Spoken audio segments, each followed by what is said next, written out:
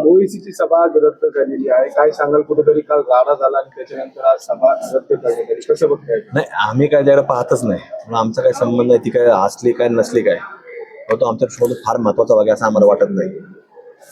इम्तियाज जलीलने पुण्यामध्ये पत्रकार परिषद घेतली, कुठेतरी यामागं एक मोठा षडयंत्र आहे आणि राष्ट्रवादीचे आमदार यांचे लोक यामागे आहे असल्याचा आरोप त्यांनी केला आहे. नाही, शेवटी ते मग कसं आहे, राजकीय वास आहे सगळा. शेवटी ते काही व्यक्ती काही साधू संत नाही आहे, ते राजकीय माणसं आहे. ते राजकीय आरोप स्वतःच्या बचावाकरता हा राजकीय आरोप सुरू झालेला आहे. पण ह्याच्यामध्ये कुठलंही तथ्य नाही. उलट त्यांनी त्या गोष्टीची चौकशी केली पाहिजे की असे पोलिसांनी चौकशी करणं गरजेचं आहे की असे फलक, आव्हान देणारे फलक कोण लावतोय याची चौकशी झाली पाहिजे. ज्यावेळेला संशयित जे आहे तो लोकांना, त्यांच्या लोकांना समजूसपर्यंत तो संशयित पोलिसांनी ताब्यात घेतलेला होता. मग तो जमाव कोणी जमा केला, त्या गाड्यांची नासधूस कोणी केली, रस्त्याने जाणाऱ्या लोकांना कोणी धक्काबुक्की केली, पोलीस प्रशासनाच्या अंगावर जाण्याचा कोणी प्रयत्न केला, ह्या सगळ्या बाबतीमध्ये चौकशी होणं गरजेचं आहे. त्यामुळं या बाबतीमधला हा तपास अजून अद्याप माझं तरी मत आहे की अपूर्ण आहे, तो होणं गरजेचं आहे.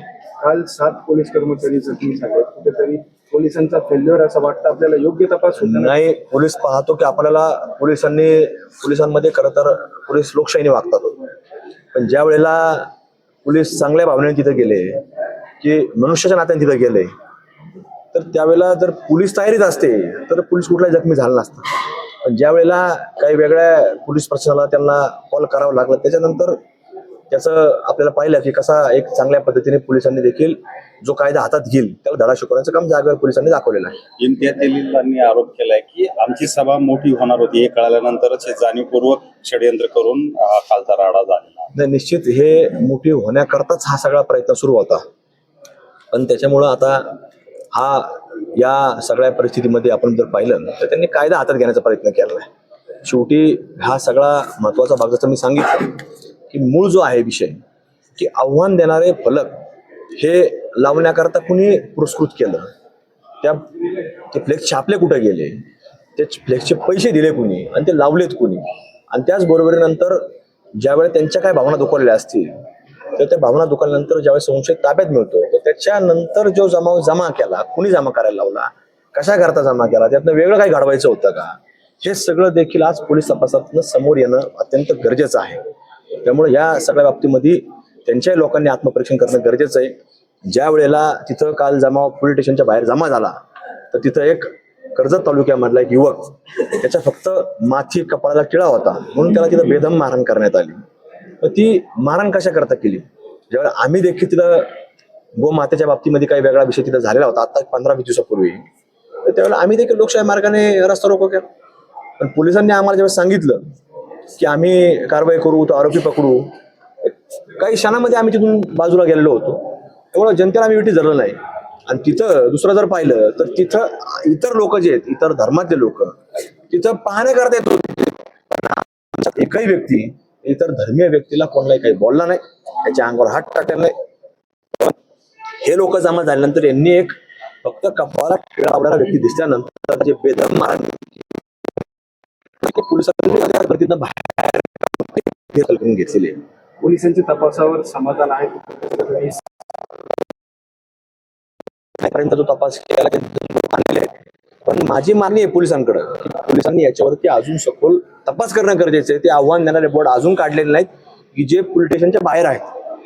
कोतवाली पोलीस स्टेशनचा बाहेरचा चौक आहे, त्या चौकामध्ये अजूनही ते फलक आहेत. ते फलक लावले कुणी, अशा प्रकारचे आव्हान देणारे फलक लावतोय कोण, ते छापतोय कोण, असे प्रिंटिंग होतातच कशा, ते प्रिंटरवर सुद्धा गुन्हा दाखल झाला पाहिजे. म्हणजे ज्याने तणावपूर्ण वातावरण निर्माण करण्याचा जो प्रयत्न आहे हे सगळं थांबणं गरजेचं आहे. हा आरोप असा पण होतोय राष्ट्रवादीचे काही नगरसेवक आज AIMI मध्ये प्रवेश करणार होते आणि त्यामुळे कुठेतरी काल घडलेला जो राडा आहे तो एक षडयंत्र आहे. नाही, हे जर आपण पाहिलं तर असे प्रकार, हे जे प्रवेश असतात हे असे दर निवडणूक होत असतात. आता निवडणुका तोंडावरती आल्याच्यामुळे हे प्रवेश काय आजच होता असं नाही. हे वेगवेगळ्या पक्षाचे लोक बरेच इकडे तिकडे जात असतात आणि आता ते अजून पुढे गेल्यानंतर आचारसंहिता लागल्यानंतर अजून मोठ्या प्रमाणात होईल. त्यामुळे त्याला काय फार असं काही वाटत नाही मला. आणि ते काही वेगळ्या चळवळीतले नव्हते, ते त्याच चळवळीतले लोक आहेत. त्यामुळे त्यांच्याकडे काही वेगळं काही अपेक्षित असं काही नाही. 9 तारखेला सभा पुन्हा होणार आहे. नाही, होऊ दे ना, सभेला काय शेवटी लोकशाही आहे, सभा लोकशाही आहे, लोकशाही मार्गाने व्हावी एवढंच अपेक्षित आहे. त्याला कुठेही कुणी अहिल्यानगर शहरामध्ये आमच्या सर्वसामान्य लोकांच्या जीवनावरती काही परिणाम होईल असं कुठलंही काम ह्या लोकांनी करू नये अशीच आमची त्यांना एक तुमच्या माध्यमातून विनंती असणार आहे.